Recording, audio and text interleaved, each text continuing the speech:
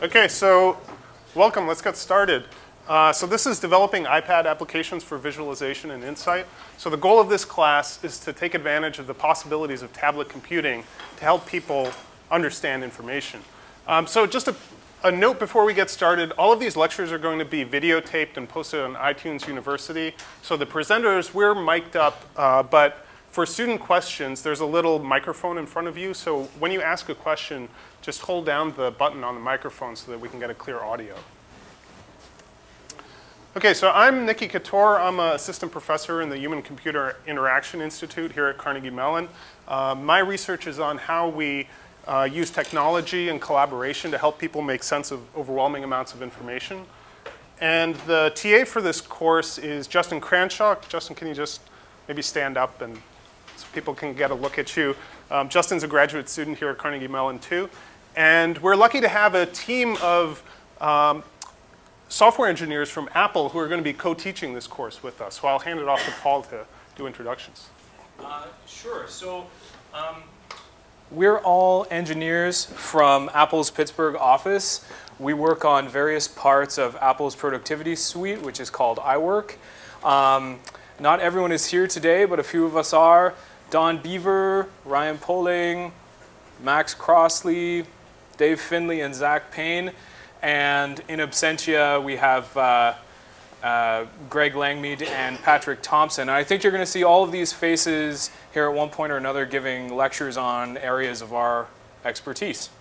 All right, back to you. Thanks. Okay, so I'm going to introduce this course with a big number. So this is the amount of information in bytes that was created in 2002.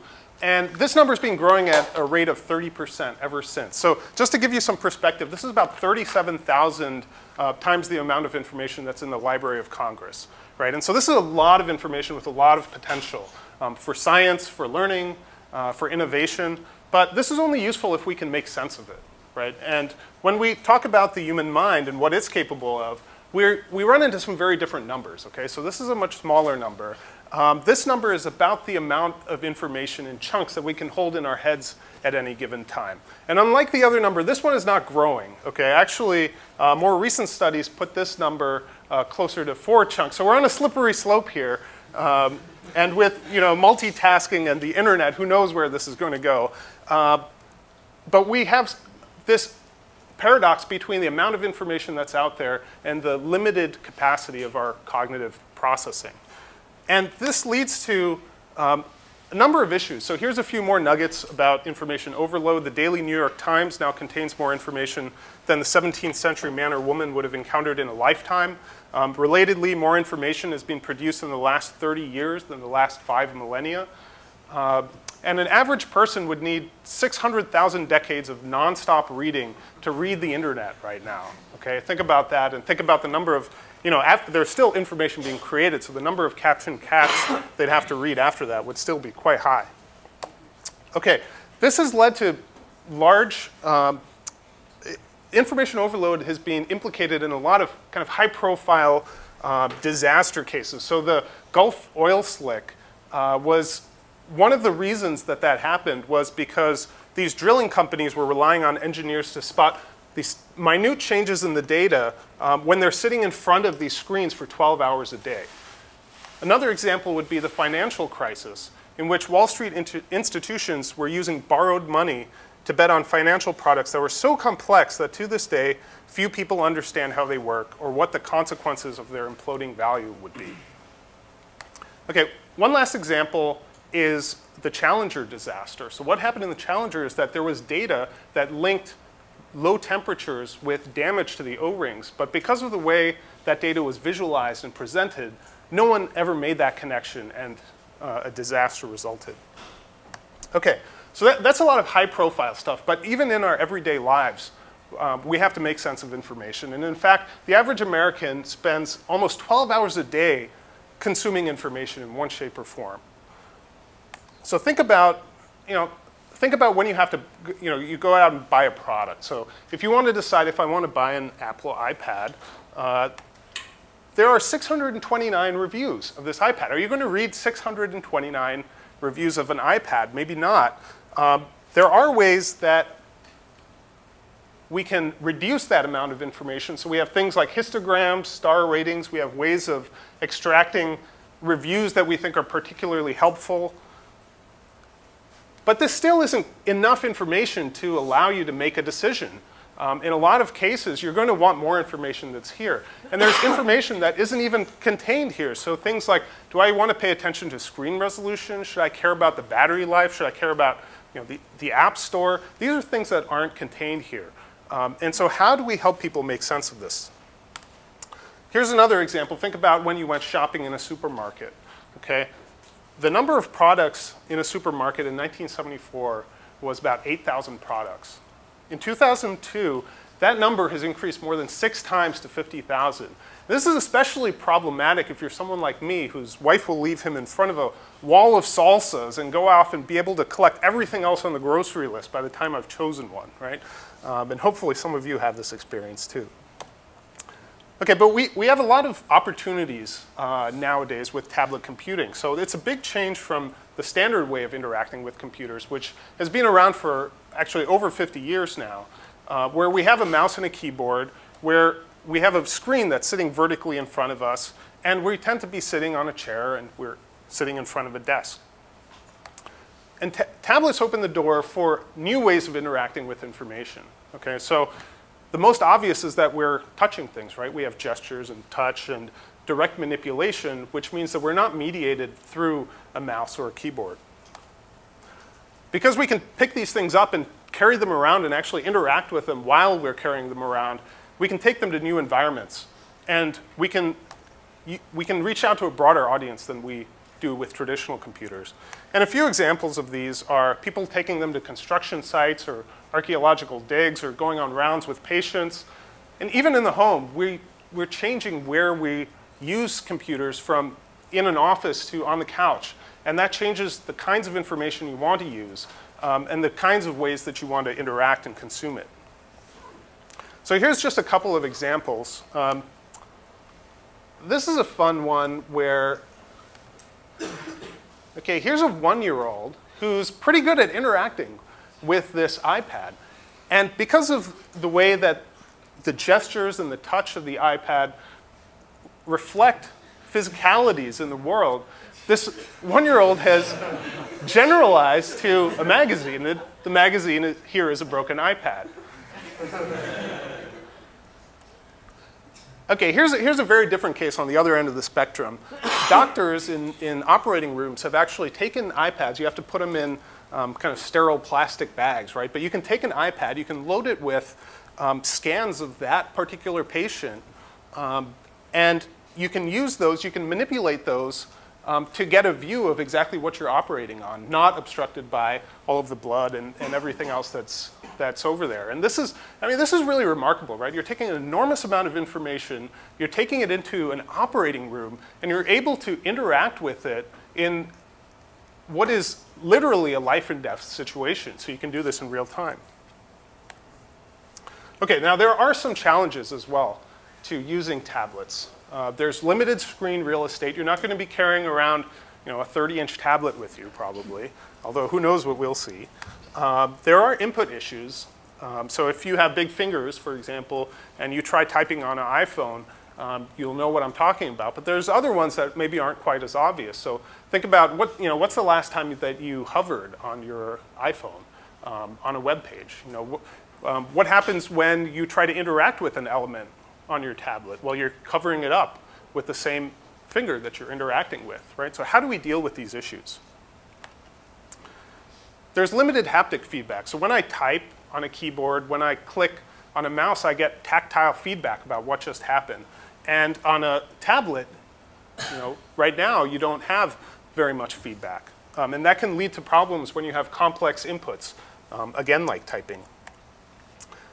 And then finally, there's the novelty and inconsistency of the way that we interact with these tablets. So every app has a different way of interacting with it, right? And so on the one hand, this gives us the opportunity to introduce new interaction paradigms. But on the other hand, we need to take a balanced approach and make sure we're building on things that are standards. Otherwise, everything's going to be different, and no one will know how to interact with anything. Okay, so the goals of this course, there's sort of two broad goals of this course. The first is to give you the conceptual tools to envision new ways of interacting with information. And the second is to give you the skills, the programming skills, to realize those visions in developing iPad applications.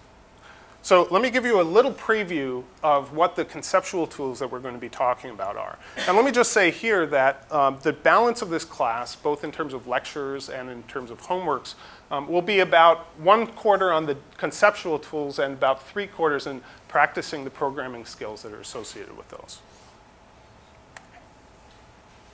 Okay, so the first is cognition, human cognition. How do we make sense of information in our heads?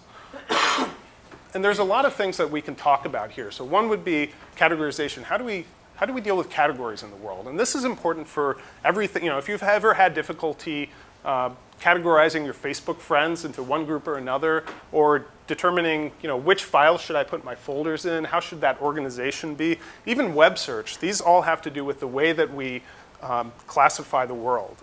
And some of those difficulties have to do with the mismatch between how we do that in our heads and how we make that happen in our machines. And we'll talk about that. We'll also talk about memory. How do we store and retrieve information? And again, how does that differ from the way we do that in software? As well as perception. How do we process information visually? The second big bucket of conceptual tools is around visualization. Okay, so we're going to give you methods and tools to visualize information ranging from maps to graphs to text. And here by graphs, what I mean is kind of nodes and edges. So think about a social network of your friends, or movies and actors and how those are connected. And we're also going to talk about how to deal with problems such as visualizing data that has a lot of dimensions. Okay, and this comes up all the time. So let's say that you're trying to find an apartment to live in for next year. You're not just going to pay attention to how much it costs. You're also going to look at, you know, where is it located, what kind of amenities it has, you know, how many bedrooms does it have. And how do you deal with all of those things at the same time and optimize those to find the right apartment that you're looking for?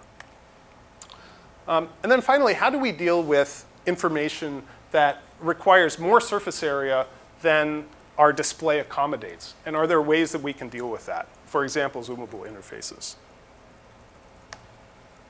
And the final bucket of conceptual tools is around user-centered design. So it's no use to build an app if your users don't want it, or if your users don't know how to use it, right? And so we're going to give you some simple but effective ways to understand your users, as well as prototyping and evaluating your applications. Okay, so with that, I'll turn it over to Paul for the software engineering.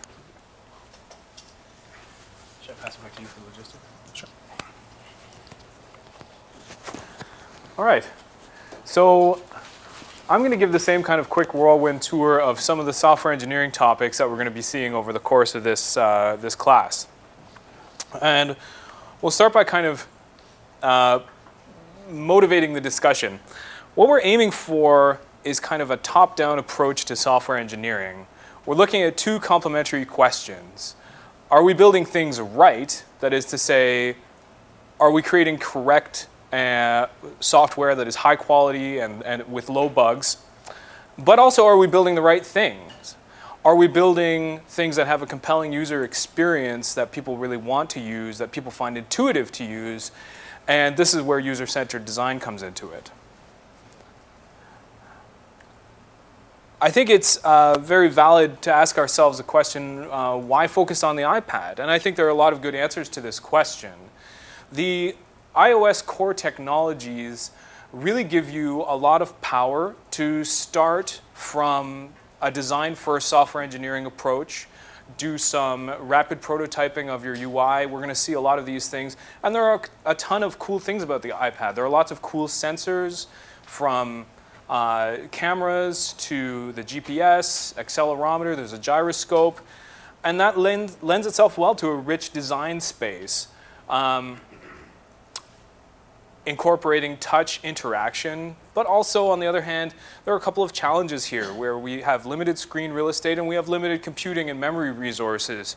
So within that framework, you know, we'd like to examine the question, how do we make world-class apps with those constraints in a form factor like that of the iPad.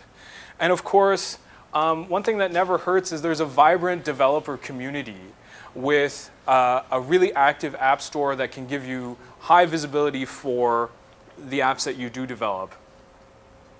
So, closing the loop, how does iOS, what are some of the techniques that iOS employs to help you make sense of large amounts of data?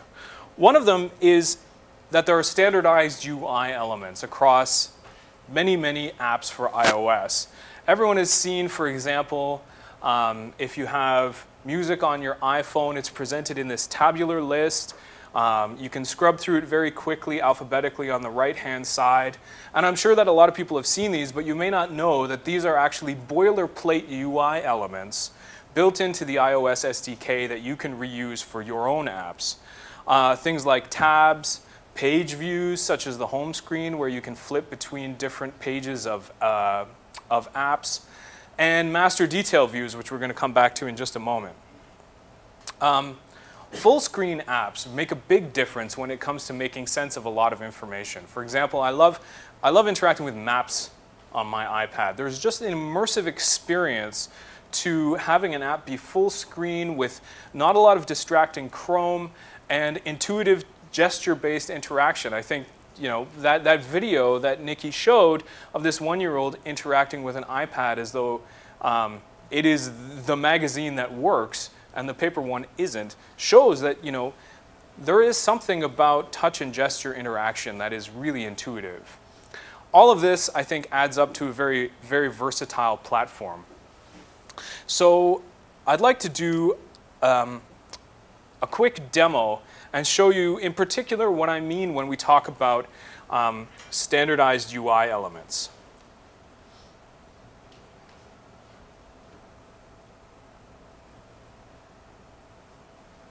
So here's my home screen.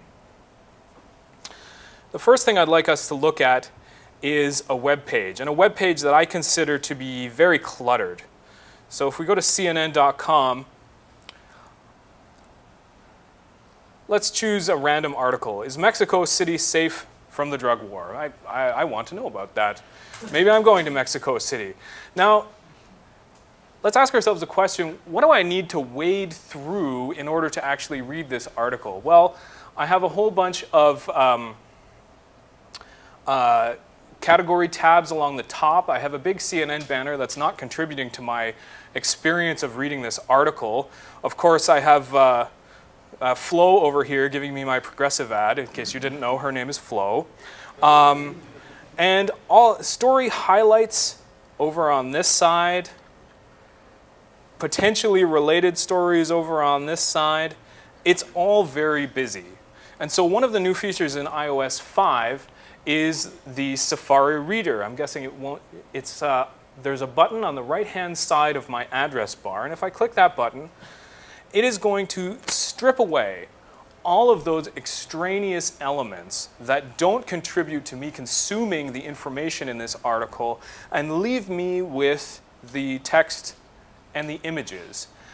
I really like this example because I think it illustrates well that when we talk about making sense of complex data sets, that doesn't merely involve what a scientist would understand as a complex data set, the data coming out of, say, a simulation or an experiment. It can include things like complex layout data or extraneous visual information.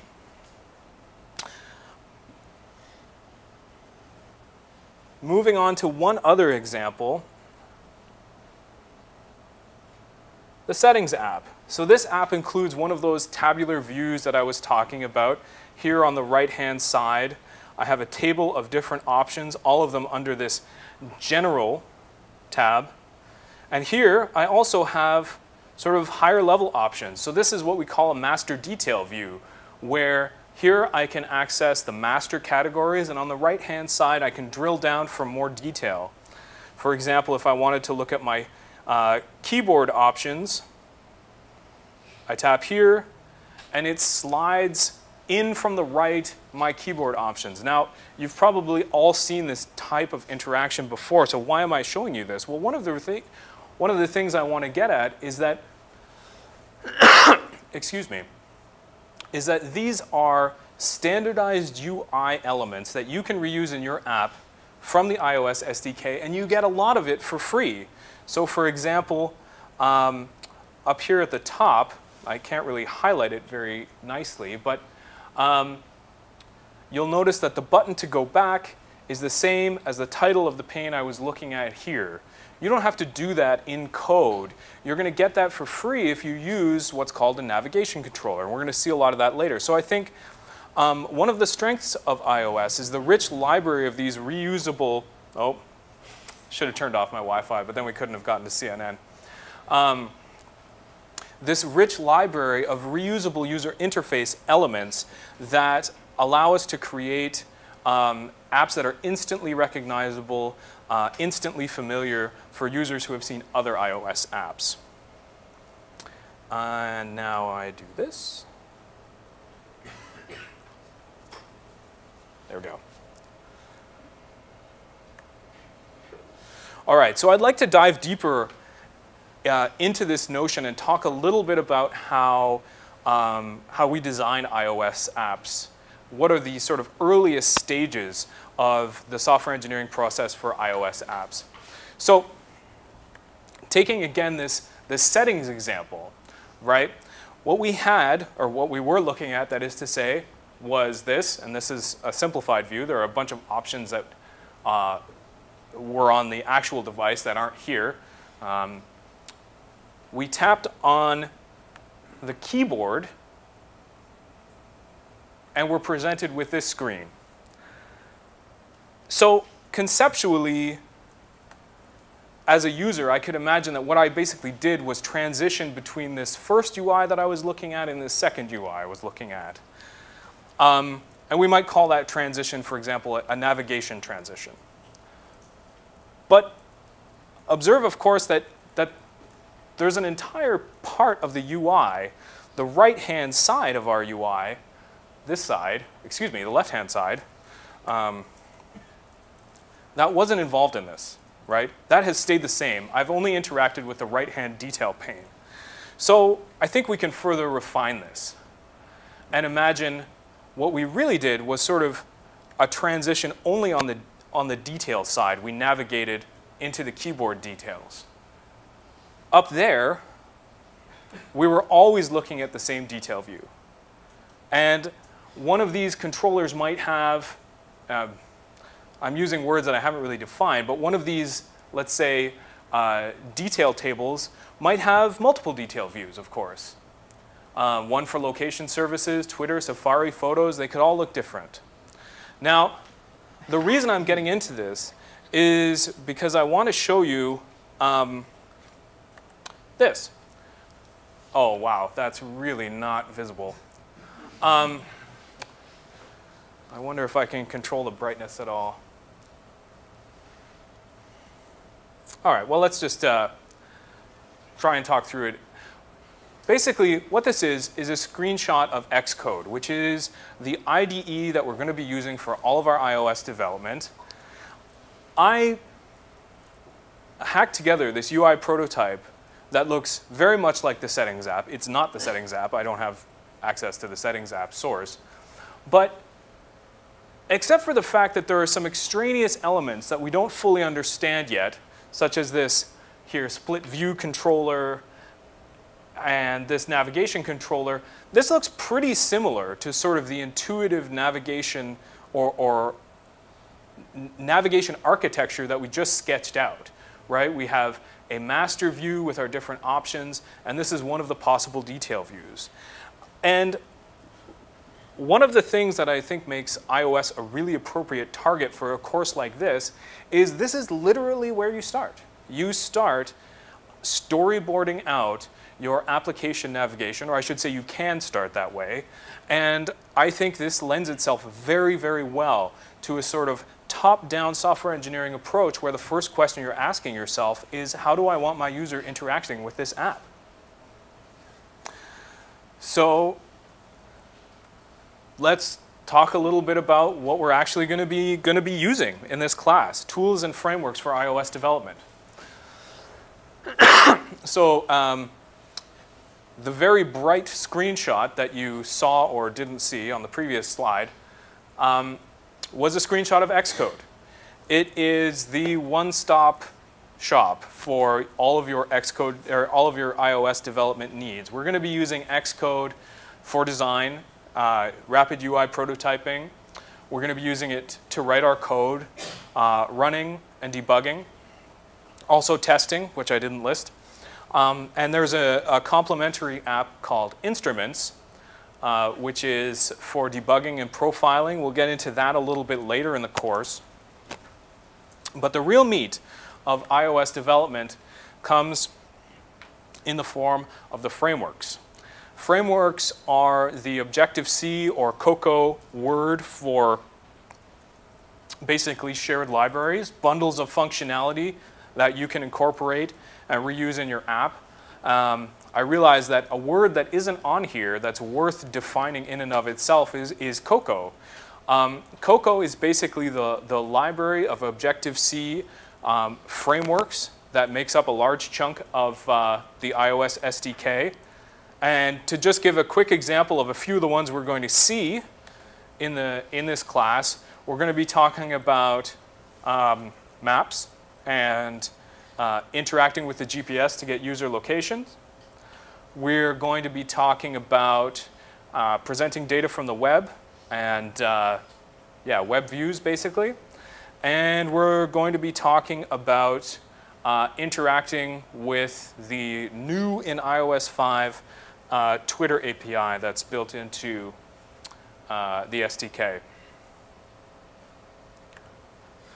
This is a pretty simplified view of kind of the application stack in iOS. I presented this slide thinking that it would be really enlightening, but I think I'm going to gloss over it for now. Suffice to say that what we're going to be interacting with most is really up here in this Cocoa touch layer.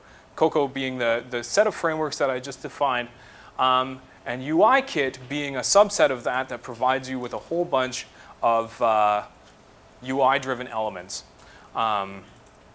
So we're going to be seeing a lot of this layer as we build our applications up here in the stack.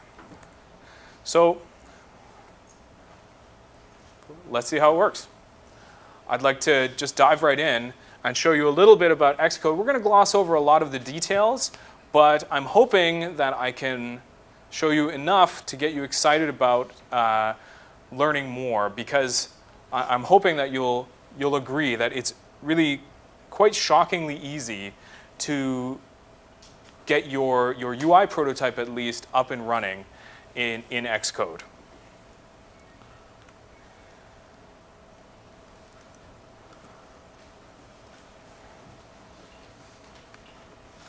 So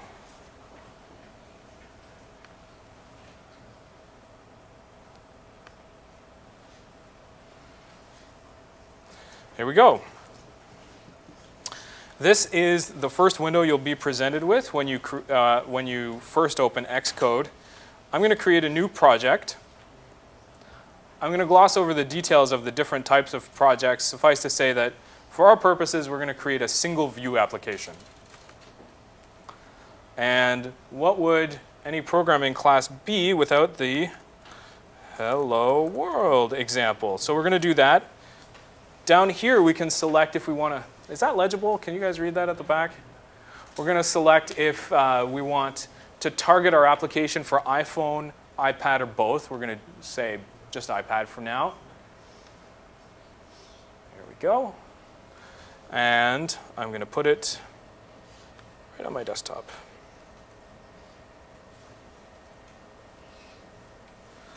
So this is a very busy window, but this is sort of the first thing you'll see when you begin interacting with Xcode. Even from here, I can go to this product menu and say run. It'll build and run my application in what's known as the iOS simulator. So we have a simulator that can simulate on your Mac both iPhone and iPad applications. And in this case, we're probably just going to get a blank screen. There we are. That's our app. It's not too impressive. And I can test in this simulator various things like rotating the device. Obviously, we want our apps to be orientation independent and that sort of thing.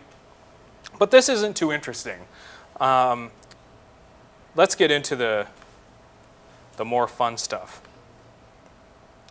So I really hope that we're going to be able to make this basically usable. So this, oh man. All right, well, I hope this is visible. This is newly in Xcode for the integrated UI editor. This used to be a separate app called Interface Builder that's only interesting for historical reasons. You don't need to worry about it.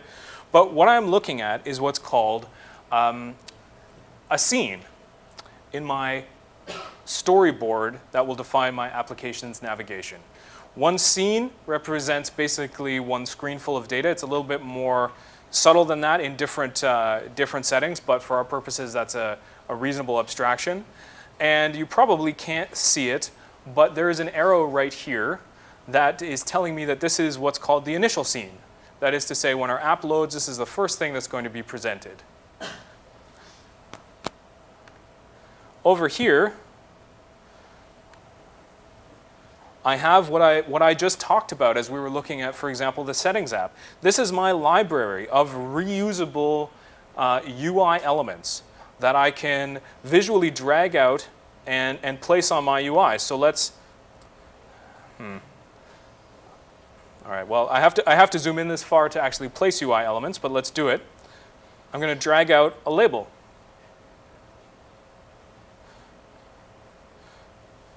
Interface Builder will give me some help in laying this out according to a set of standards known as the Apple Human Interface Guidelines. So for free, I sort of get guides that tell me where it would be useful to be placing my interface. So for example, here it's telling me probably don't go any closer than that, or I can top align it. The vertical line means that I am center aligned where I am now. That's a little difficult to see given how zoomed in we are. And now I can double click on this and set it to any text I want.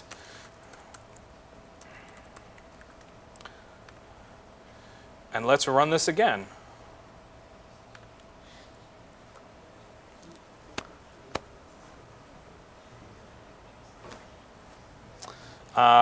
That's pretty zoomed out too, but we can see that this isn't a super exciting app, but what I'm hoping will motivate you about it is the fact that we haven't written any code yet.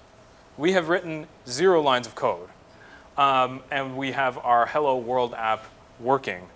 I could prototype, I hesitate to say arbitrarily complex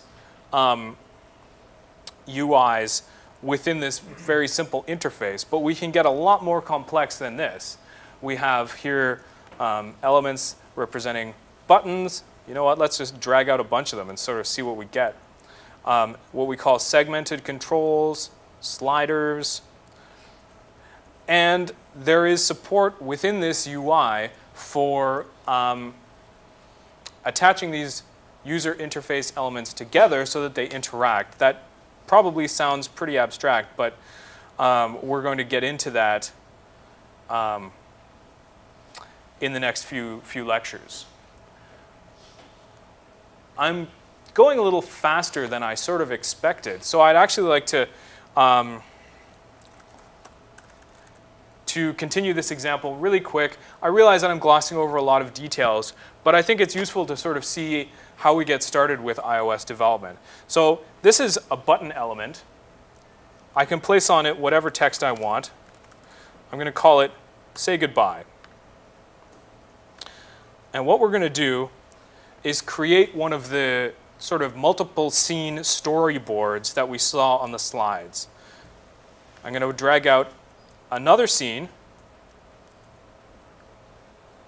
And on this second scene, I'm going to put a goodbye label.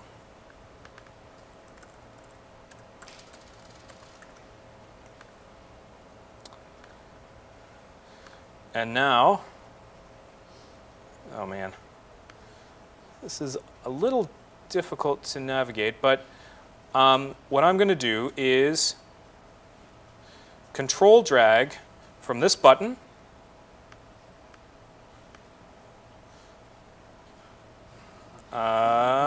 let's see. You gotta be kidding me. Well, I'll hide that stuff and try and control over to this other scene. There are a number of segues. I mean, we talk about this basically as though we were creating a,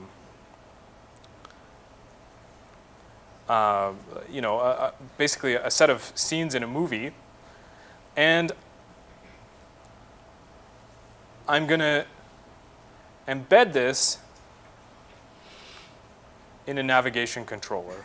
Now, don't worry too much about what that means, but basically, it'll give us that for free back button behavior that we talked about before. So if I call this the hello screen, and this the goodbye screen, we should see, once we get to the goodbye screen, a little back button that not only goes back, but says, has the appropriate label on it. So let's try that.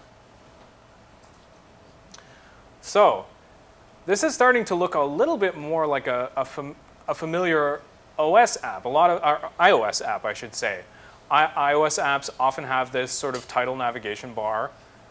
And let's hope it worked. Say goodbye. Here we are. We're on our goodbye screen.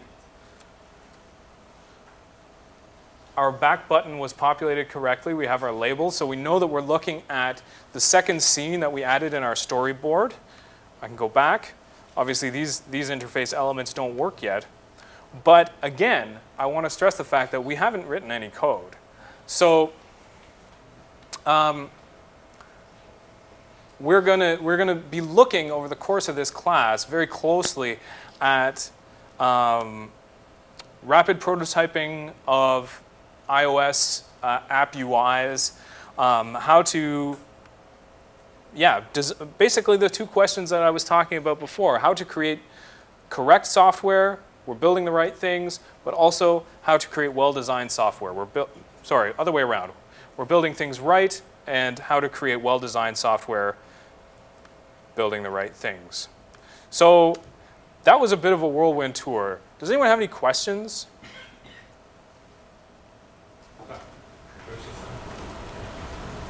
You have to hold it. I just wanted to point out that you're constrained on extreme real estate here. So if you had a bigger, because it's a projector, so it wouldn't normally be that hard to connect these elements together. That's a very good point. So we're projecting at 1024 by 768 on a higher resolution screen. It's actually much easier interacting with those UI elements than the sort of dance I just had to do with zooming in, zooming out, and scrolling things into view. Thanks, Ryan. Yeah? This is kind of a practical question, but what kind of hardware do we need to actually execute Trojan to? Well, we're going to be talking about course logistics in just a moment, but to sum it up, iOS development does require a Mac. And we have a Wien Hall cluster of Macs set up for you guys to use to do the homework if you don't have your own Mac. Does that answer your question? All right, so we're going to assign a couple of brief readings. These are links, and we're going to post a PDF of these slides, so you'll be able to just click on these, and hopefully get your feet wet with Xcode development. And I think I'm going to pass it back to Nikki for a couple of logistical topics. Thanks, Paul. So that'll conclude the videotaped portion of the slides. So this logistics is mostly about course logistics kind of here at CMU.